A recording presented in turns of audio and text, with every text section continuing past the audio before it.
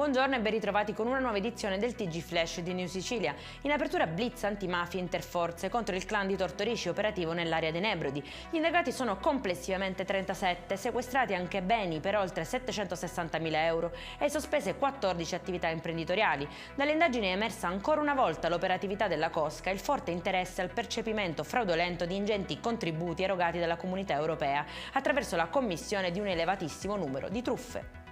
Restano in carcere anche i 3 maggiorenni che erano stati fermati dai carabinieri per lo stupro di gruppo di una tredicenne catanese avvenuto nei bagni pubblici della Villa Bellini davanti al fidanzatino 17enne. Confermati invece i domiciliari con braccialetto elettronico per l'indagato che ha collaborato all'identificazione del branco.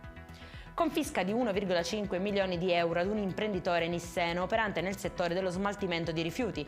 Le somme erano state illecitamente ottenute attraverso l'evasione dell'IVA. Dal procedimento è emersa anche l'esistenza di condotte di bancarotta fraudolenta realizzate tramite la costituzione di una nuova società in sostituzione di quella originaria utilizzata per vanificare le pretese dei creditori pubblici e privati.